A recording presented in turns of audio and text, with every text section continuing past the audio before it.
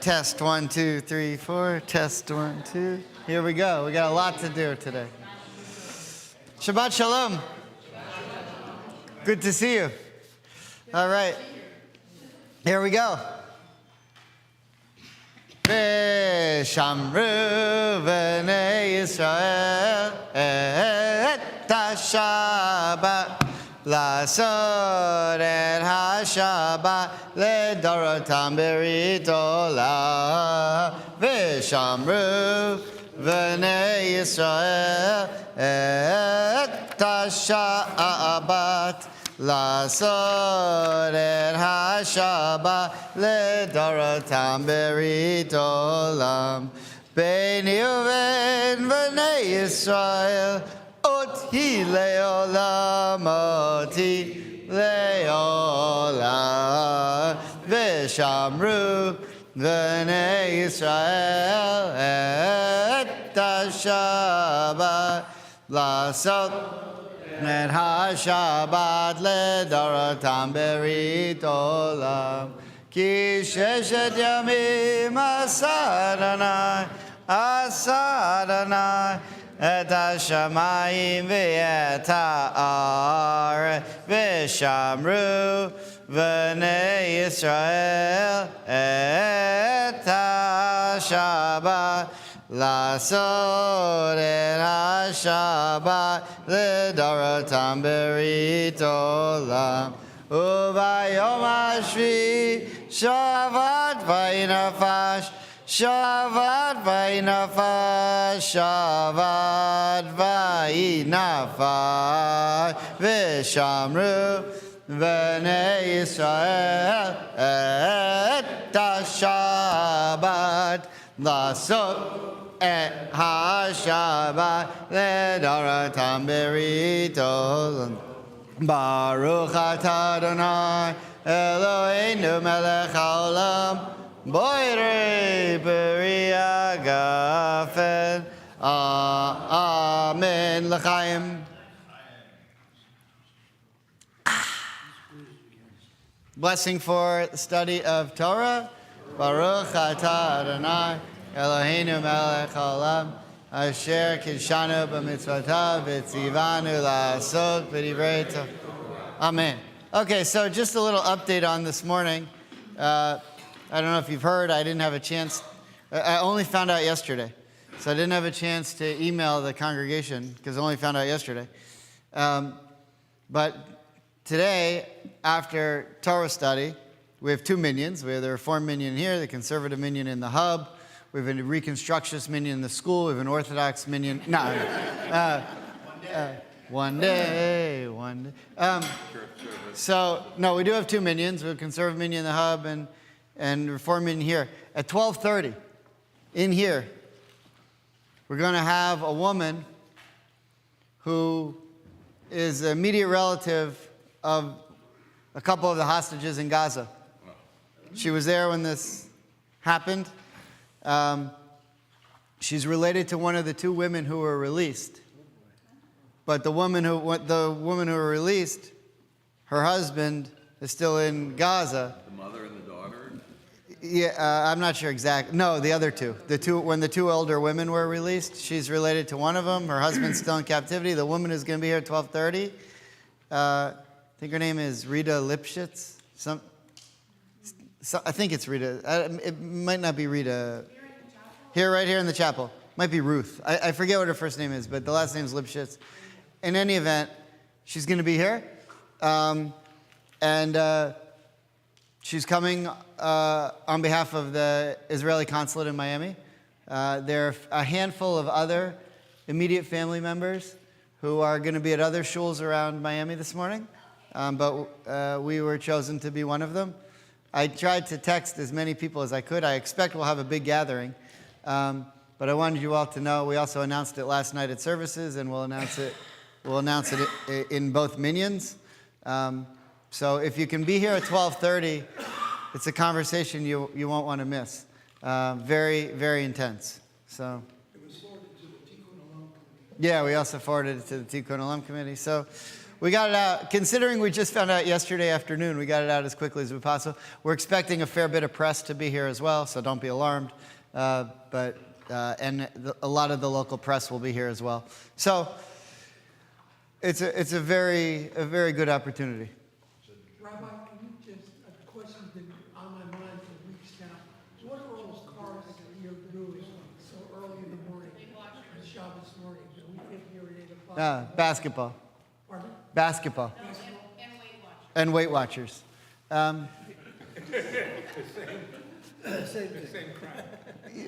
Actually, it's competing interests.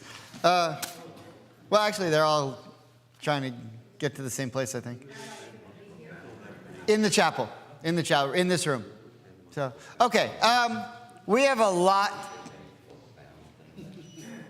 We have a lot to get to. So, if you don't feel that your comments are really going to advance the conversation, feel free to hold on to them. Oh, good Lord. Oh, Jesus. All right. All right. But, if your comment is so valuable that we can't live without it, feel free to share it. But there is just a lot of sources and a lot of information that I want to get to in order to make this point. Now, you can't help but notice, and rabbis all over the world are talking about this, that when the war started, and we've talked about this ad nauseum already, but when the war started, we dealt with Noah and the ark, and the word that was used to explain, the one word that was used to explain why God had to destroy the whole world, which is Hamas, right? Then we get to last week's Torah portion, where Sarah is abducted into Gaza, which biblically was called Gerar, which is essentially the western Negev, which borders Gaza, and into Egypt. You remember there are 2 times she gets abducted, first by Pharaoh and then by Avimelech.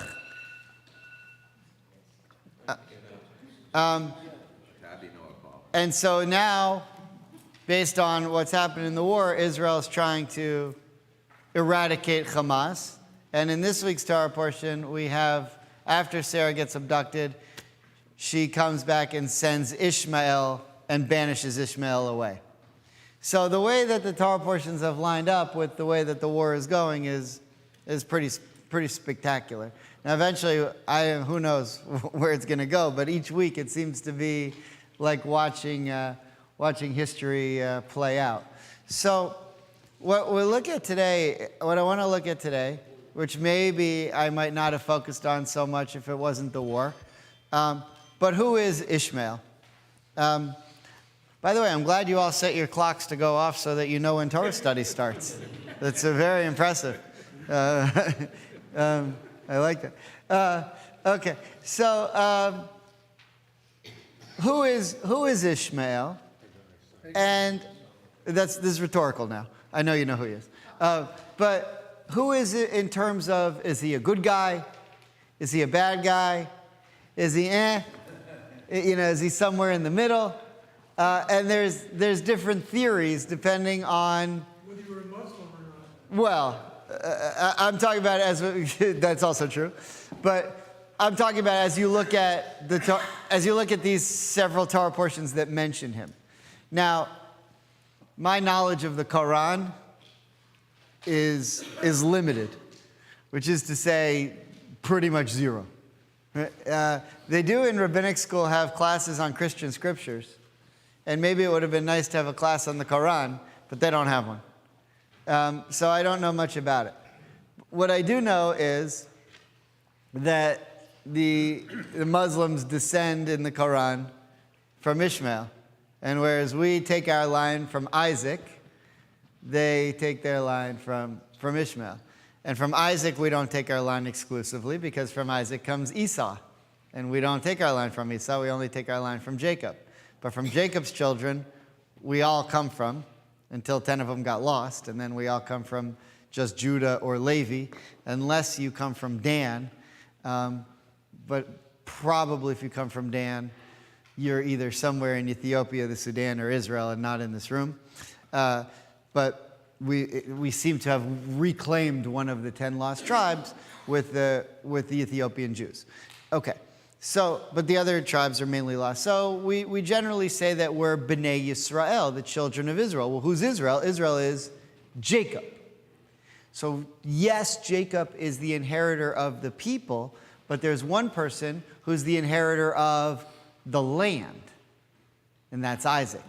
So in terms of when we say who do we inherit by, in terms of who do we come from as a people, we're B'nai Yisrael, we're the children of Jacob. But when we say who do we come from, in terms of location, Isaac, because Isaac's the one who inherits the land.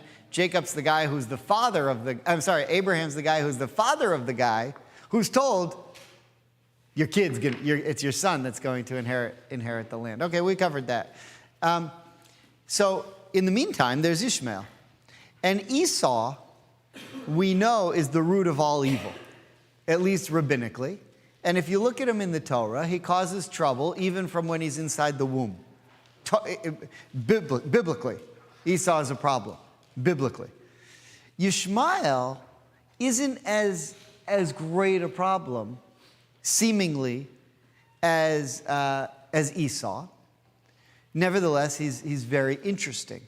Now, who doesn't care for Ishmael?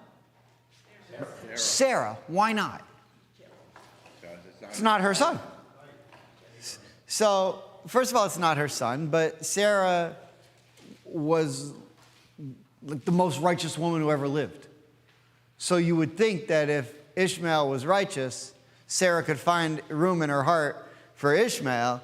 She wasn't the kind of person who would just be jealous because of Ishmael, because of Abraham giving attention to Ishmael. That being said, there are other righteous people who get jealous too. We have all kinds of issues. The first Jewish family, which is the story of Genesis, everyone pretty much should have been in therapy. I mean, all of them. All of them have significant issues, right? At least as the Torah portrays it.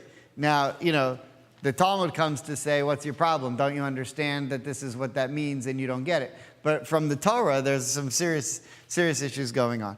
Okay, so the beginning of Torah portion this week, which is called Va'era, starts with chapter 18, which is a fun number, right? 18.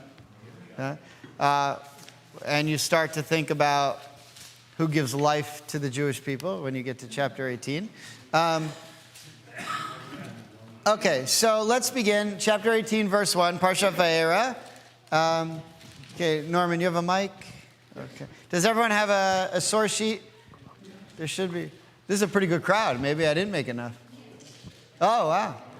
There should be plenty to pass around. Although maybe not. I only made 35. Didn't expect such an onslaught. No. Okay, let's go on. Maybe if there are a couple who could share, someone could give one to Larry. There you go.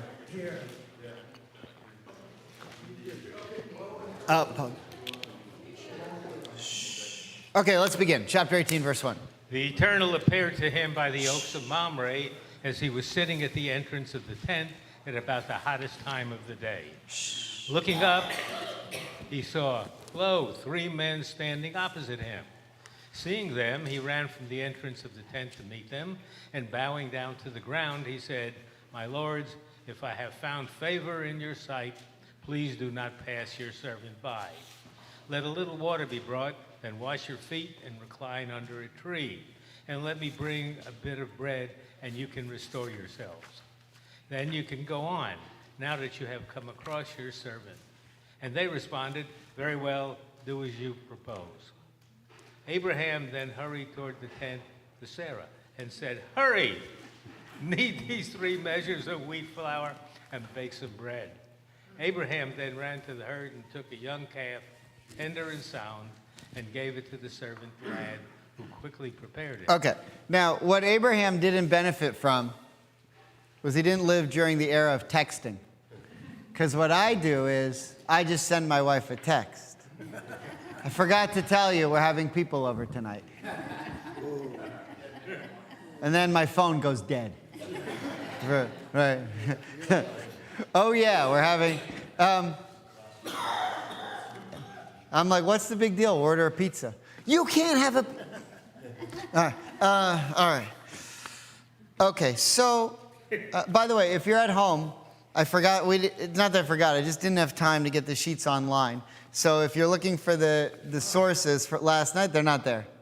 Right. Okay. However, they are here, and I promise we'll read them out loud. And if you're at home and you would like them after the fact, I'll be happy to email them to you. But I'm sorry, yesterday was so busy we didn't get a chance to put them online. We did, however, extend the coverage. So if we go past 10 o'clock, God willing, it won't cut off at 10 o'clock. All right.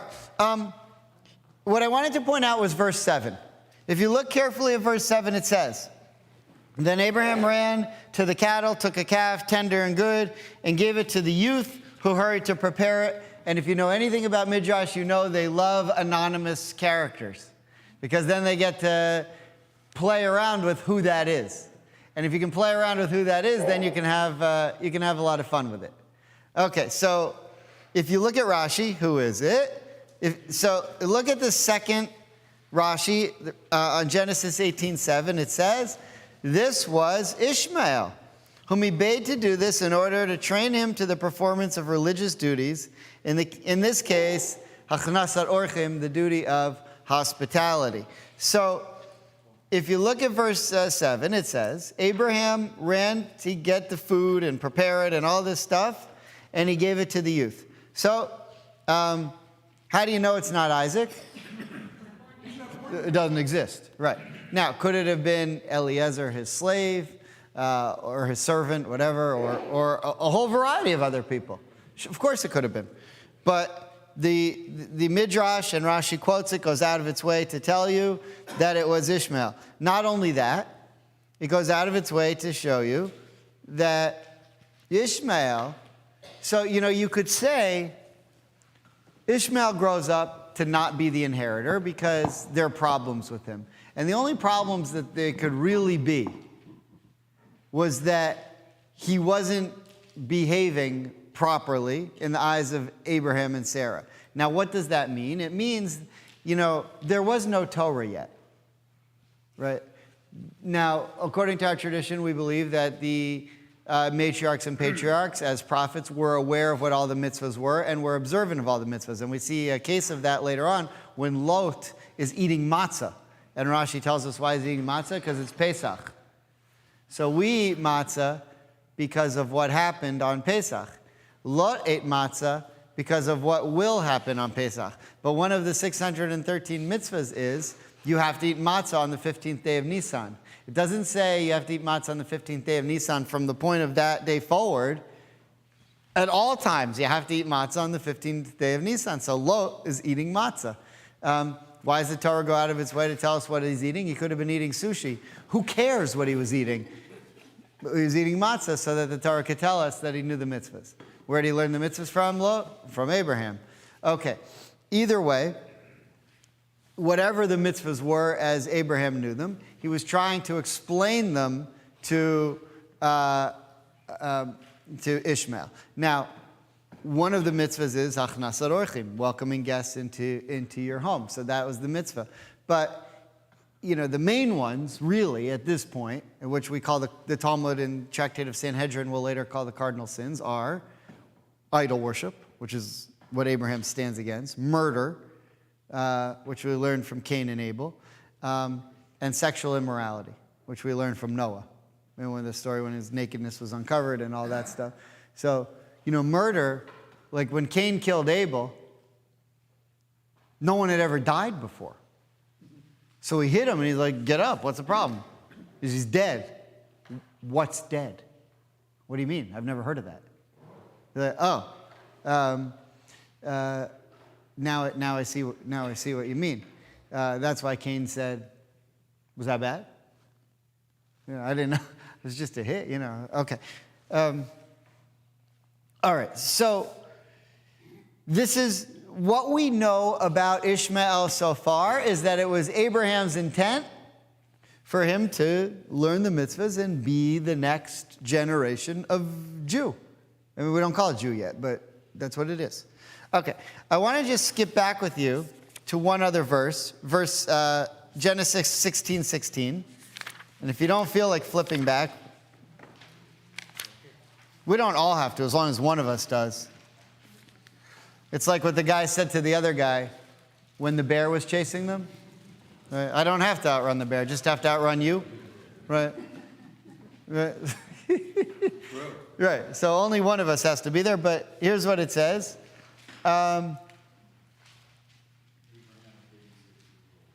So, where is this the verse that I wanted to do? 6 years old when Hagar bore Ishmael to Abraham. Wait. Hang on.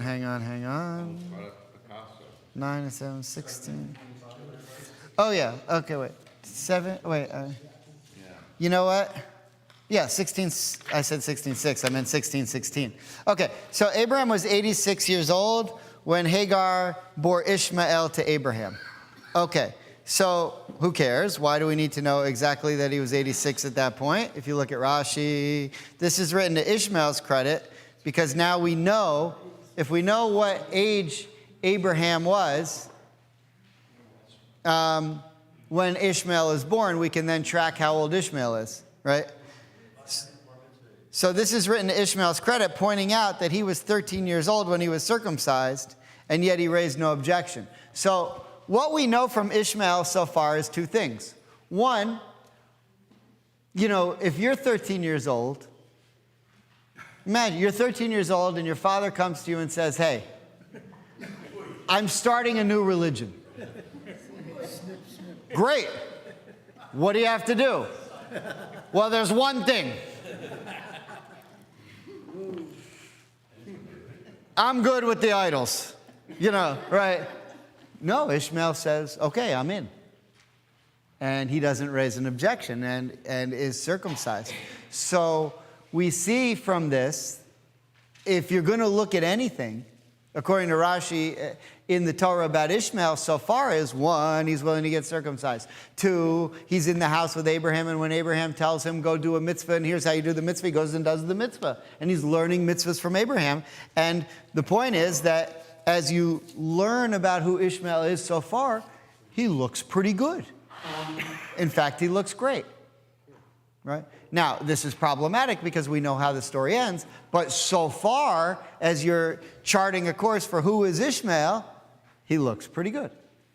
Clear so far? Yeah. Okay, so now, we just want to hop one more time. So what we're doing is we're hopping around to look at the different times that the Torah talks about Ishmael.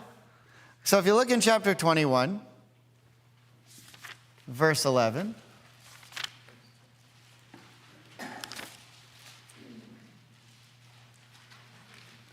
actually, let's start, Edith, would you mind chapter 21, verse 8? We're still in Vayera, this week's Torah portion. If we could read from chapter 21, verse 8. Okay.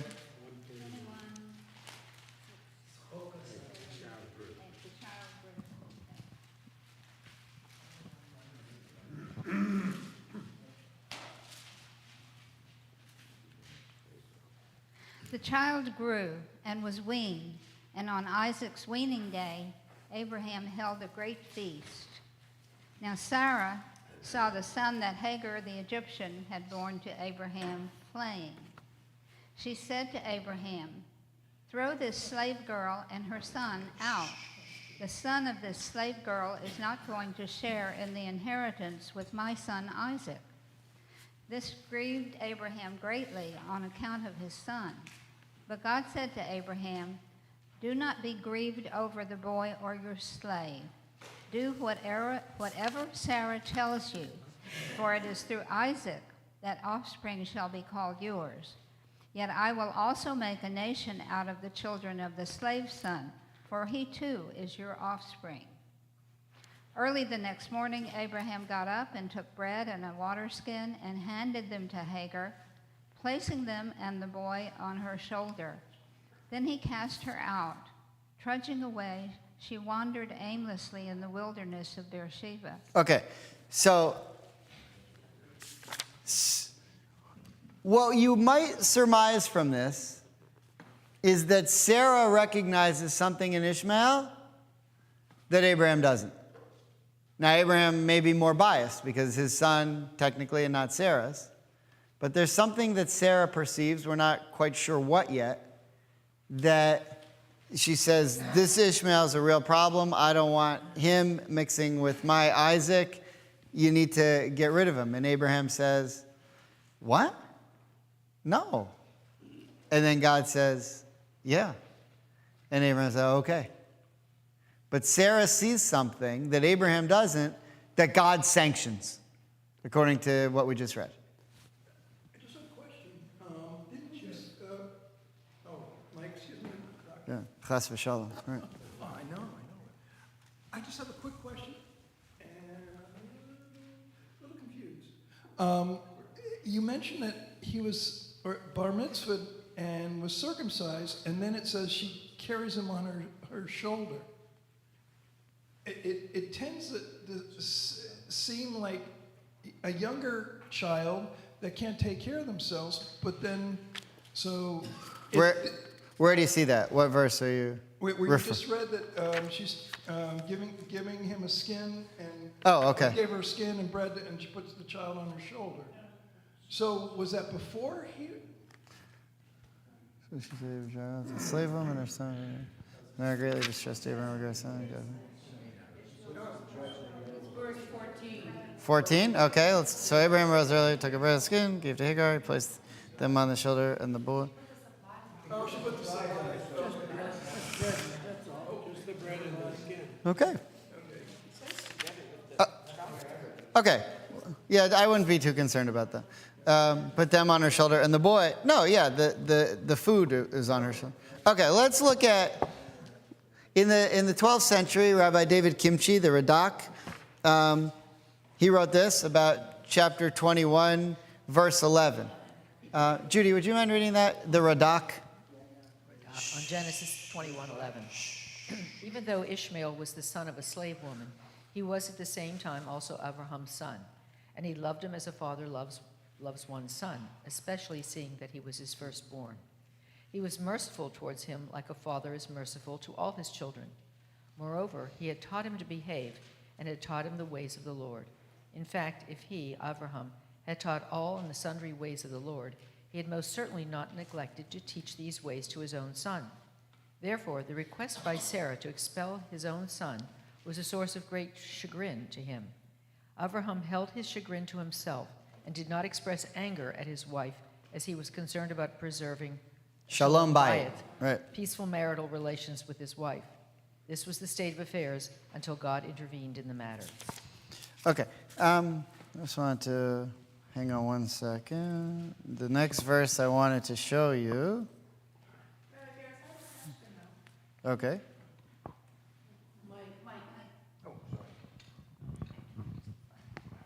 My question is this. Abraham was told that Ishmael was not going to be by God, that he was not going to be the leader, that his next son was with Abraham. So when Sarah is saying that, she knew that Isaac was going to be it and not Ishmael. So she had to sort of say, we need to keep them separate because there will be that fight between maybe the brothers, and we want the line to continue. Yeah. Sorry. Yes. I'm not there yet, but that's where we're going. Yes, 100%.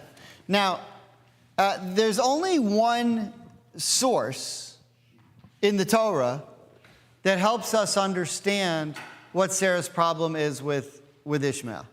And what the rabbis do with that is unbelievable. But you have to understand why they do that, which is what I want to look at now. So what we have so far is this. Abraham, just to sum up what we've done, Abraham has this son that he's trying to teach the mitzvahs. From all that we know, it's going pretty well. He was willing to circumcise himself at the age 13. He's slicing and dicing the calves and so forth, and he's helping bring the bring the guests into the tent and so forth, and he seems to be pretty good. But where we just read chapter 21, verse 9. And chapter 21, verse 9 is a game changer. So let's take a look at it again. Now, what is Isaac's son in, what's Isaac in Hebrew? Yitzchak, right? What does Yitzchak mean? Laughter. Why laughter? Sarah laughs when she finds out that she's going to be pregnant, right? Okay, now look closely at verse 9. We'll take a look at it in Hebrew in a second. But if you look closely at verse 9, Judy, do you have it there? Do we lose your mic? Or Ken, either one? Could you read verse 9? Yeah, verse 9. Shnia? Sarah saw the son whom Hagar the Egyptian had borne to Abraham playing. Okay, now, Yitzchak. my translation says mocking. Now, what does mocking mean? I was accused of mocking a colleague the other day on Facebook. Can't get lower than that. No. She was defending the Palestinians. That is where she belongs. And I said, so I said, did you defend, she wants a ceasefire. I said, did you call for a ceasefire after 9/11? She said, I didn't approve of the actions of America after 9/11. And I said, oh, okay. And she said, how dare you mock me? I literally just said, oh, okay, as if to say, how could I possibly be in a conversation with someone who thinks like this? She said, how dare you mock me? So I blocked her on Facebook, and I will never deal with her again. But here, my translation uses the word mocking, but the Hebrew, if you look at the last word in verse 9, says mitzachek. Now, Yitzchak is third-person singular future tense. So in other words, what Yitzchak really means is he will laugh. Mitzachek is present tense, singular, laughing. He laughs. Okay, so somehow the way that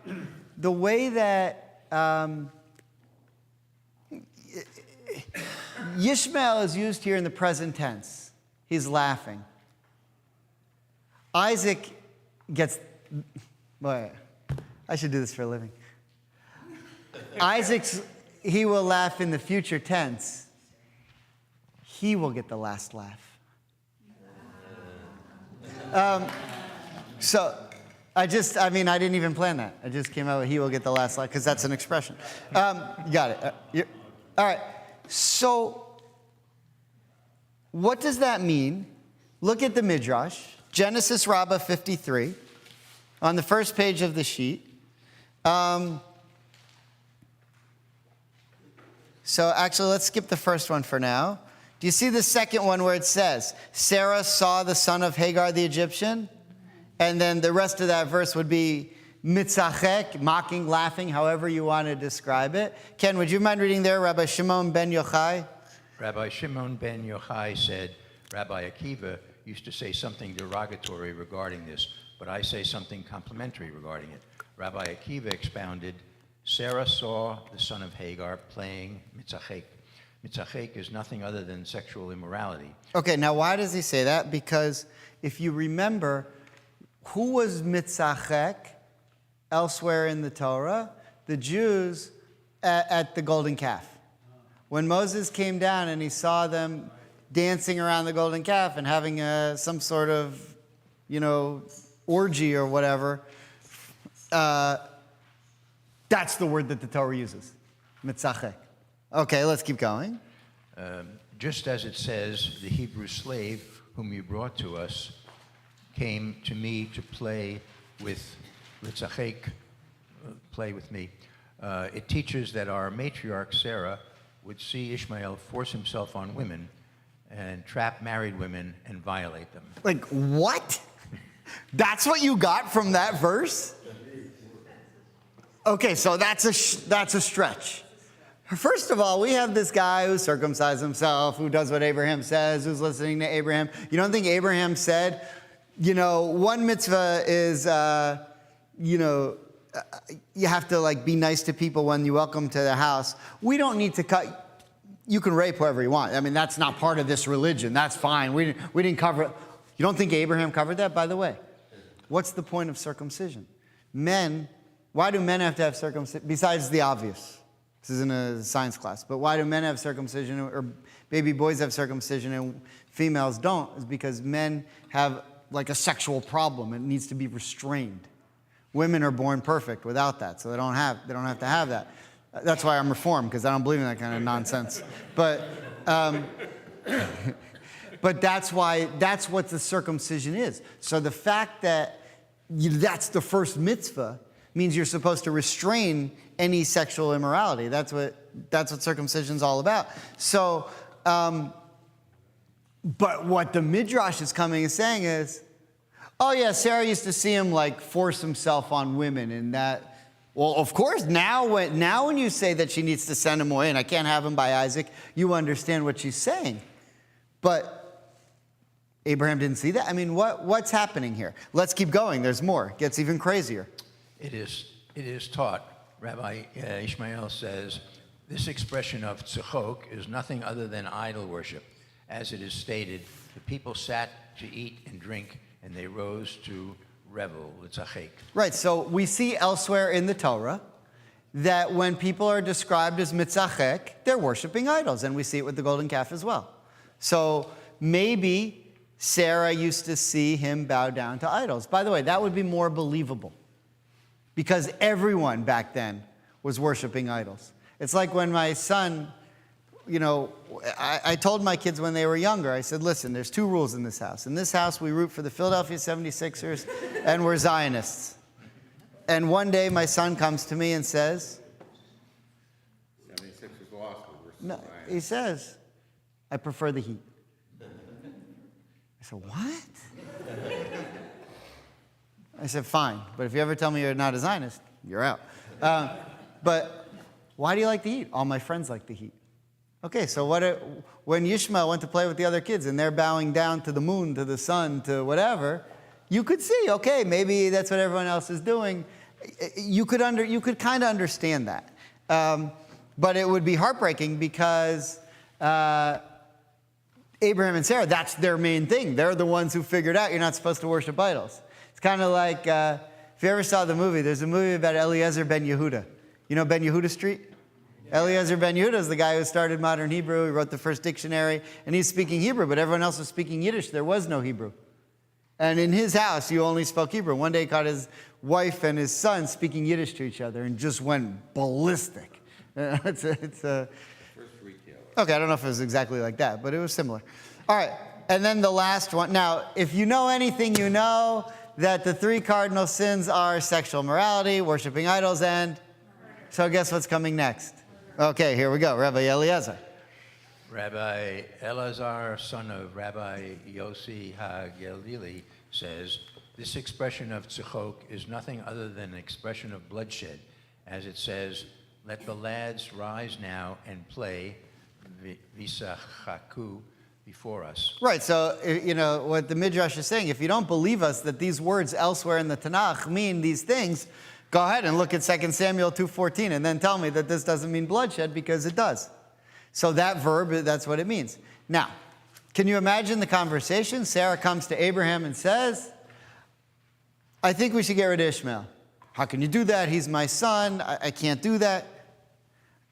Just saw him kill someone. Nah, I don't believe. Yesterday I saw him rape someone.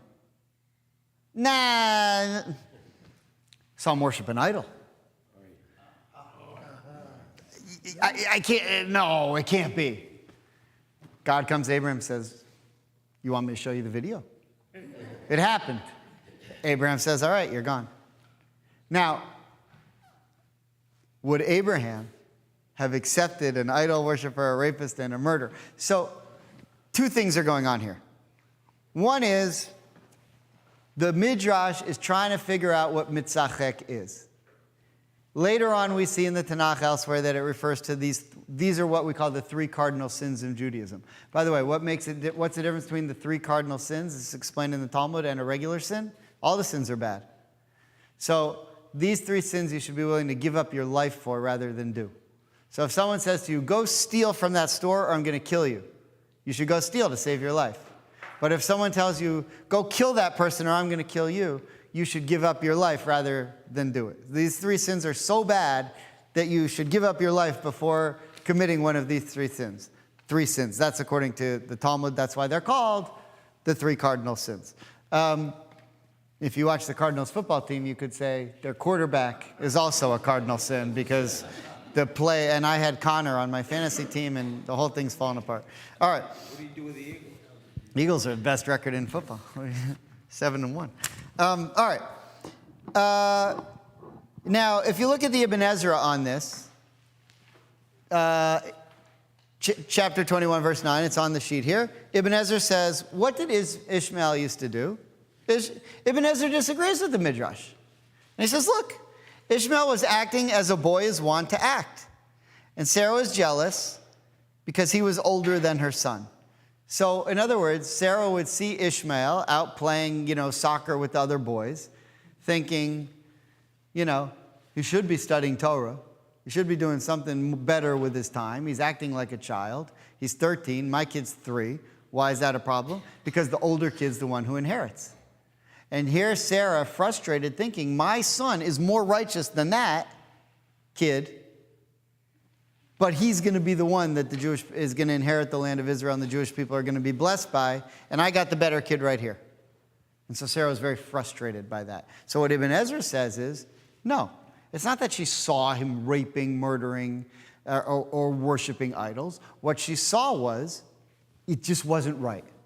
Yitzchak was better. Isaac was better and was the one that should inherit. Maybe what she saw is Can you use the one?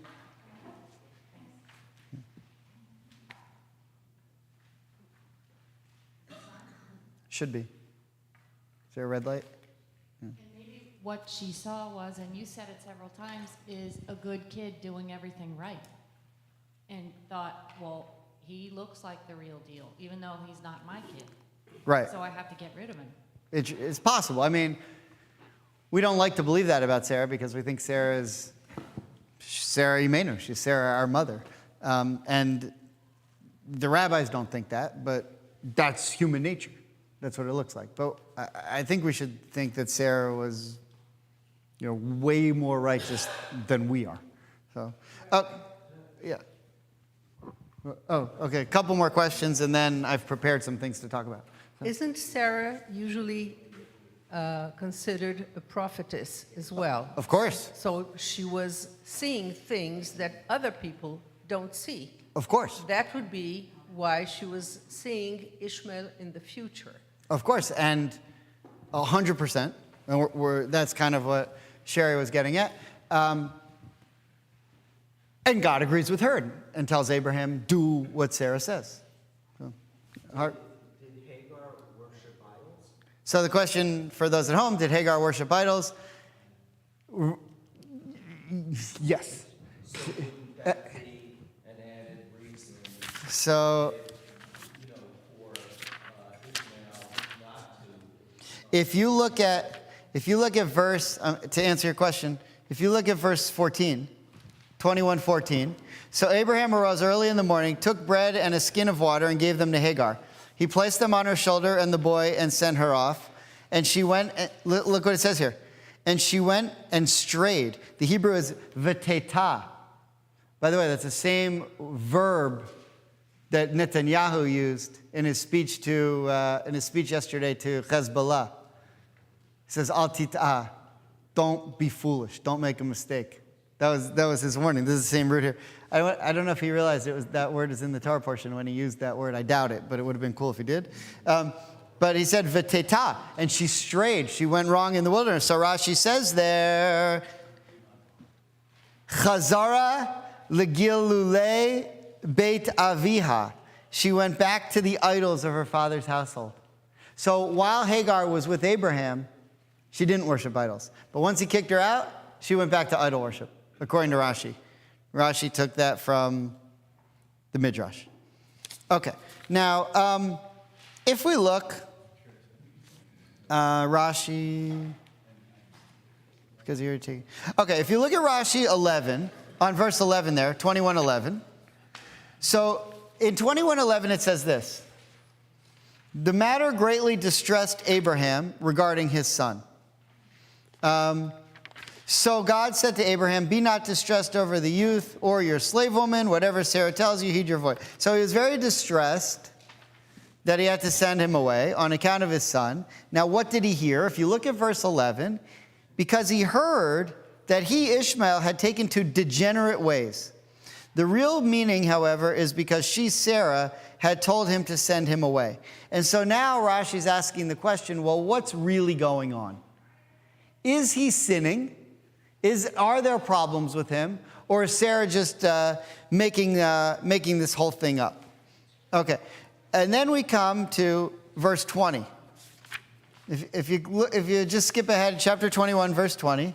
God was with the youth and he grew up. And look what happens here. Here we learn another piece of Yishmael's biography. And there's very little to the biography. I mean, it's just bits and pieces, a verse here, a verse there. But here's one of them.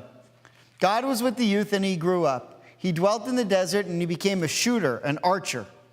Okay, now, archers, so if you look at Rashi on 21:20, he used to live in the wilderness and rob travelers. It's just, and if we went back to chapter 15, verse 12, remember the Torah said about Ishmael, his hand will be against everyone? So Sarah saw in him the potential. Remember, she's like we just said, like Annabella said, as a prophet, she could see the potential of what's going to happen to him. That he has the potential to have his hand against everyone. And Rashi tells us by the time he goes off on his own, he would go out into the wilderness. Abraham would sit there and wait for guests to come in and feed them and bathe them. And Ishmael, who should have known better because he lived in the house and watched Abraham welcome guests, instead would take his arrows and rob passerby. And Sarah saw that this was possible. How do I know that? From Rashi on 21:20. Okay, now there's one more. Here's what I did. I have so much information on Ishmael. And I'm leading the conservative service after this. So I figured I'll just bring all the information. Whatever I don't get to, whatever's left at the end, that will be the sermon for the conservative service. Whatever 10%'s in, that's what I'll have left over for that sermon. Because there's just so much here. And what's great about the conservatives is they haven't been hearing my sermons for the last. It's all new to them. I give them the same old stuff I gave you 8 years ago. And they're, oh, wow, I never heard this before.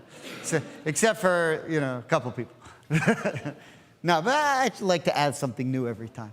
Richard. So add the following, and you can play with this. Okay. I did not know that he was an archer. I did not know that he was an archer, but she, when she thought he was going to die, separated herself a bow shot away. Very good, very good.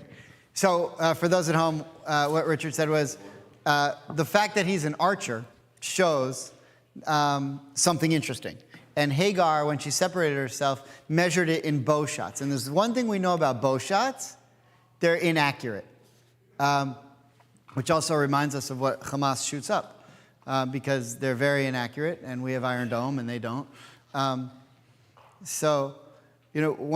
few years ago when I was down at the Gaza border, we were visiting one of the kibbutzes that was destroyed, and a woman was showing us bits and pieces of Iron Dome fragments that had fallen on the kibbutz, as well as bits and pieces of the fragments of the rockets that Hamas sends up. And you look at the rocket, and it's like a pipe, a rusted pipe, that you could go and grab anywhere for free. And then you look at the Iron Dome thing, and you look inside of it, and it looks like the inside of the space shuttle. I mean, there's all kinds of wires. I mean, it is so technologically advanced, and this is the fight.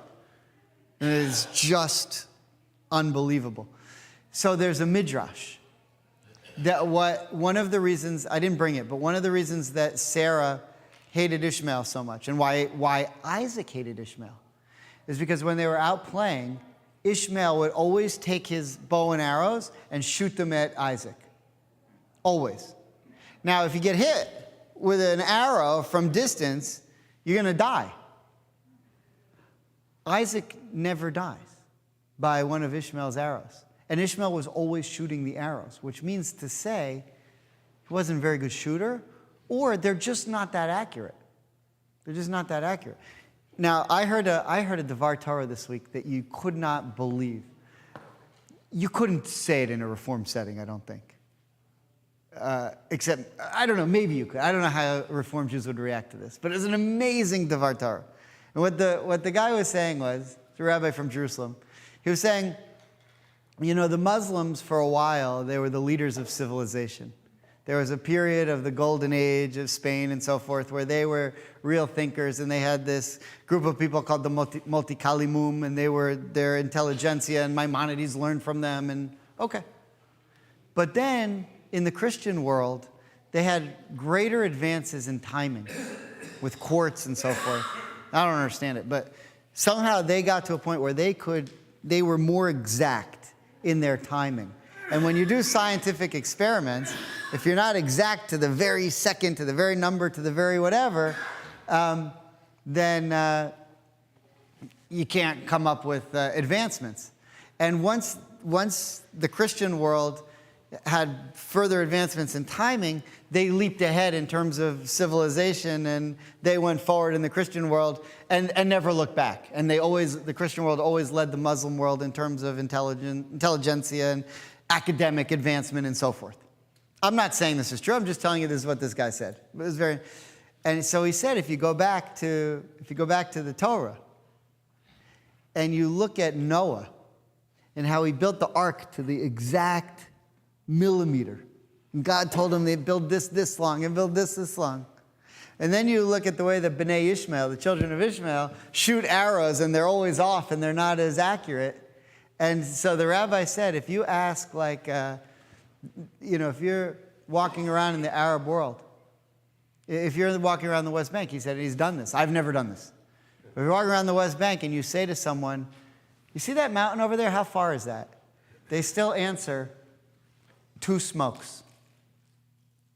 Right? By the time it takes to do 2 cigarettes, 2 smokes to get from here to there. If you asked an Israeli, how far is that mountain? 1.6432, go around Yossi, 0.7, exact. Right? It's interesting, I don't know, maybe a little bit of a leap. Not something that you would generally offer in the Reform world, I don't think, but it's what he was drawing from this week's Torah portion. Okay, so one more verse on Ishmael, and then we'll try to come to a point. If you look at chapter 25, verse 9, this is into next week's Torah portion, Chaye Sarah, but chapter 25, verse 9,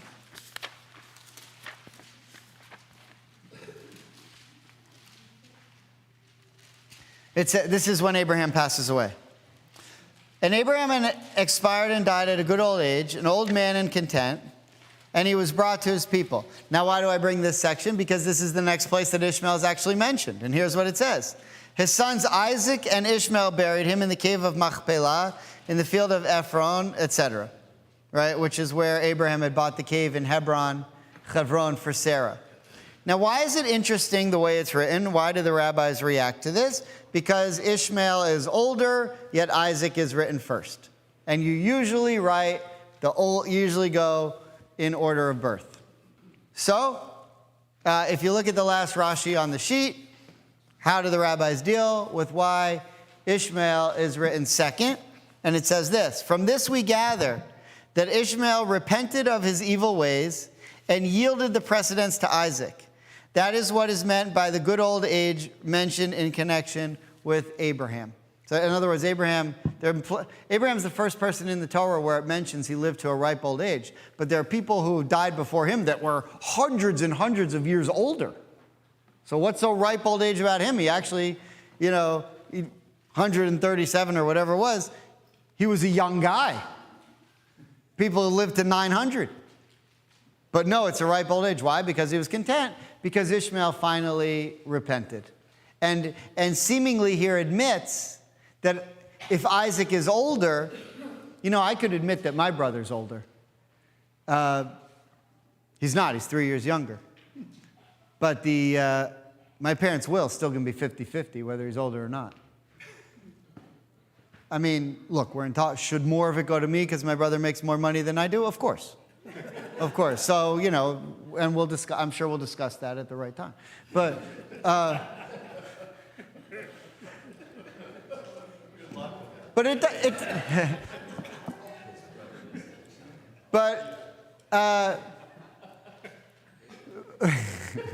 that's a whole different class. It doesn't matter, though. It doesn't matter who's older. But here it matters. Why does it matter? Because the older one inherits a double portion. And the double portion in this case happens to mean the land of Israel. And this seems to be, you will not be very popular in the Arab world with this quote, but it seems to be Ishmael's recognition that Isaac should inherit the land of Israel. Now, to conclude this, the Vayera, this week's Torah portion, also includes the Akedah. You know the story of the binding of Isaac. Now, I have to just show you one more verse because this is so interesting. But if you look at the beginning of chapter 22,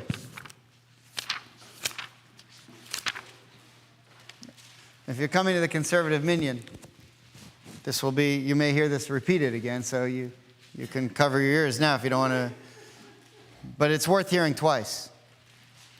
Look at chapter 22, starts this way. This is the beginning of the Akedah. Again, this is the end of this week's Torah portion, Vayera. And it happened after these words that God tested Abraham, and he said to Abraham, and he said, here I am, right? Hineni. You've heard that before? And he said, please take your son. Now, why doesn't he just say, please take Isaac? Look how it's constructed. Please take your son. And I'm going to give you Rashi's play-by-play. Please take your son. Abraham says, I have two sons. You're only one. I have an only one with two different women. Which one do you mean? Whom you love. I love them both. Isaac. Look how it's written. Please take your son, your only one, whom you love, Isaac. Why doesn't it just say, please take Isaac? Okay. Now, and go to the land of Moriah. And the words that are, the land of Moriah means Mount Moriah, which is Mount Zion, which is where the Holy Temple was built. What are the words that say go there? Lech lecha. Sound familiar? Lech lecha. Go to Zion. Go to Zion. Go to Jerusalem. Who inherits Jerusalem? Isaac, not Ishmael. So, how'd that go over in the UN? If I was speaking on behalf of the UN, if I was speaking on behalf of the Jews in the UN, I'd get up there and I'd say, Genesis 22:2. Thank you very much. That's it. That's it. Drop the mic. That's it. What don't you understand? Isaac, not Ishmael. Then the guy from Iran would say, Quran 3:2, or what, and they'd say, okay, now we got a holy war going on. So it wouldn't be the best argument. It probably wouldn't help. No.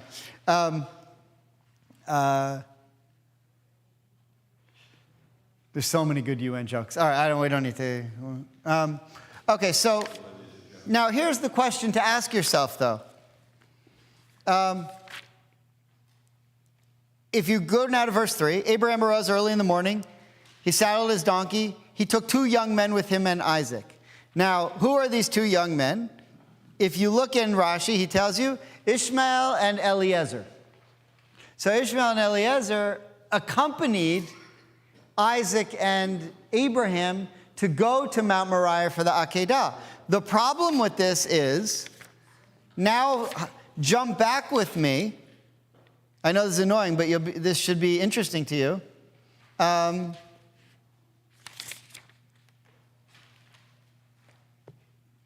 Okay, if you come to 21:15, there's a lot left here. The water, this is chapter 21, verse 15. Chapter 21, verse 15. The water of the skin was finished, and she cast off the boy beneath one of the trees. She went and sat herself at a distance, some bow shots away, meaning we have no idea how far. For she said, let me not see the death of the child. And she sat at a distance and lifted her voice and wept. God heard her voice of the youth, and an angel God called to Hagar from the heavens and said to her, what troubles you, Hagar? Fear not, for God has heeded your cry of the youth as he is there. Arise, lift up the youth, and grasp your hand upon him, for I will make a great nation of him. God opened her eyes, etc., etc.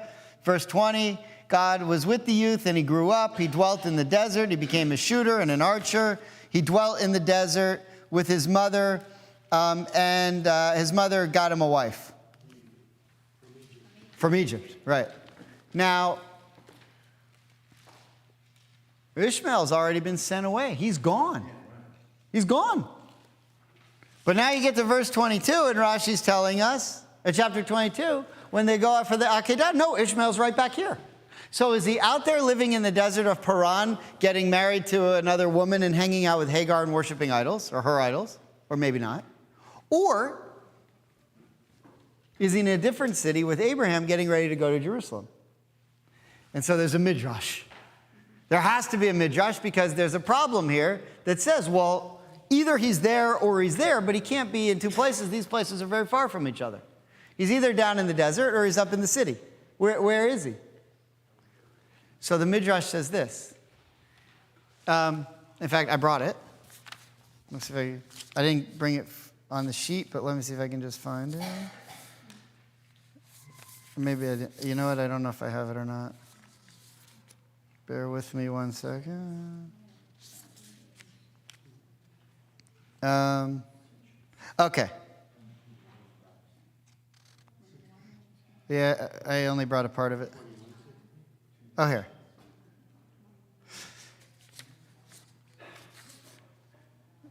There are a few different midrashim, but one of them basically says this. One of them says this. Abraham, so he did go away, and he married this woman that Hagar set him up with. So the midrash says that one day, Abraham wanted to go check on Ishmael, and Sarah was really angry. So Abraham promised her, I'm just going to go check on him. I won't even get off my camel. So she goes and he goes out, and he finds Ishmael's wife. And he asks her, who are you? She said, I'm the wife of Ishmael. And he says, can I have some bread and water? And she says, we don't have any. So he leaves a message for Ishmael in a cryptic way that Ishmael will understand that she doesn't understand. And the message was, you could do better. Yeah. Yeah. That was the message. So 3 years later, Sarah, what's his name? Abraham goes out again. And he tells Sarah, I want to go see Ishmael again. I'm just going to check on him. I won't even get off my camel. I just want to check. And he finds another woman, and it's a different woman. And he says to her, how's Ishmael? He says to her, can I have some bread and water? And she says, sure. And she gives him bread and water. And Abraham gives her a cryptic message to give to Ishmael that says, you've done well. So Ishmael hears this, and he says, wow, my dad really does care about me. He really is. So that night, he journeys to go to Abraham and tell Abraham that he plans on repenting. So they go to repent. So the Midrash says that night that he went to repent, the next day was the Akedah. And so Abraham takes Yishmael, and they go to do the Akedah. Now think about what happens. When they get to the Akedah, when they get to the mountain, Abraham says something to Ishmael and Eliezer. Now, Ishmael and Eliezer think that Abraham's going to kill Isaac. So when they think that he's going to kill Isaac, they get into a fight. Ishmael and Isaac get into a fight. What's the fight about? Ishmael says, what? I'm losing my mind with these names. Ishmael and Eliezer. Sorry. Isaac goes up the mountain with Abraham. Ishmael and Eliezer are told by Abraham, Shvu lechem po im hachamor. You two stay here with the donkeys. We're going up the mountain. They get into a fight. What's the fight? Isaac's dead. Who now is going to inherit? So Ishmael, who just came to repent, now sees, wow, I came to repent? My dad must have really accepted my repentance because he's going to get rid of Isaac. So he says, Eliezer says, you left, you were an idol worshiper. I'm his trusted servant. I'm going to inherit the land of Israel. And they get into a fight about it. Imagine how they feel when they see both of them come down. We got into a fight for nothing. Isaac's still here. I mean, they had to, imagine Ishmael. He sees Isaac coming back down the mountain. He's like, oh, this guy again. Can't get rid of this guy. Right? I mean, that must have been a hilarious moment. So, and Yitzhak's like, how you like me now? Okay, so there's a lot going, there's 2 points to make here. The first point is, what did Sarah recognize? Because I don't think the rabbis think, I don't think anyone thinks that the reason that Ishmael was sent away because he was a murderer, a rapist, and an idol worshiper. I don't think that's what happened. I think what Sarah saw was that if you allowed that Ishmael, in his personal constitution, had the capacity to be that person. If you allowed him, if you gave them a chance to go away from Torah, he would become a robber, a thief, an idol worshiper. And he did. He goes out with his arrow, he shoots a passerby, who robs whoever walks by, he's worshiping idols with his mother. If he didn't have to worship, if he wasn't doing all those sins, why did he come back to repent? Because he had committed tons and tons of sins. And Sarah saw he's got the capacity. But what Sarah saw with Isaac is, no matter what, even if he lived in Sodom and Gomorrah, he'd be the kindest person. He would follow the mitzvahs. Maybe he would make a sin here or there, but he would never worship idols. He would never kill somebody. He would never rape somebody. Ishmael would. And he has that capacity to do that. Now,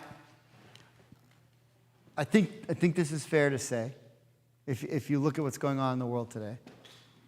But I don't even want to get into it. You can extrapolate that from what you want about what's going on in the world today. But let me make one more point about the land of Israel. I haven't been invited to speak at the UN. I can't even get to the model UN at my daughter's school. They haven't even invited me. But I'm a little biased for them. If you look at it this way, when Abraham takes Isaac to do the Akedah, and he says to Ishmael and Eliezer, you two stay here with the donkey. Why particularly the donkey? So the donkey in Hebrew is chamor. But chamor in Hebrew, like in the Middle East, if you call someone a donkey, that's like the worst thing you could say to somebody. You stay with the donkeys, that's like the biggest, most horrible insult you could do. But chamor in Hebrew also means, anyone know? Chomer, matter. Physicality. It's the opposite of spirituality. Materialism. Materialism is a good word for it. Chomer, stuff. So what Abraham's really saying is, Shvu lechem im hachamor, nelech v'nishtachave b'har kodsho. You stay here with the donkey, you stay here with the materialism down here below. We're going up the mountain to find something better. We're going up the mountain to find something spiritual. We're going up the mountain to where the holy temple is going to be. Now, the irony is, at least from our Torah, that the Muslims believe that Muhammad ascended to heaven from the top of Mount Moriah. But if you go by Sarah, she would say probably not. She would say only by Isaac and his people are they going to inherit. And I have a great fear that this guy, Ishmael, and the people who come after him should ever try to usurp the Temple Mount from us. Here we go. So, I don't want to get too much in. Look, this is the reform. When I get to the conservative crowd, then I can be more, but I don't. It's not. I don't know that it's helpful to say, well, look what happened. But we do have to ask this question. So let me just end with this. Sarah, don't look at Ishmael for the purposes of this conversation as all the Muslims and Arabs who came after Ishmael. Look at it this way. What Sarah wanted for the one who was going to be the head of the Jewish people, or that the Jewish people would come from and that would have control of the land of Israel and the Holy Land and would take good control of it, or good care of it, would be a people who are so committed to the mitzvahs that even if they were taken away from their land, they would still stay true to the mitzvahs. And that's who Isaac was. Now, Isaac never left Israel the rest of his whole life. He stayed in Israel his whole life. But think about it. We did sin and lose the land of Israel. And once we got kicked out, Judaism very easily could have folded.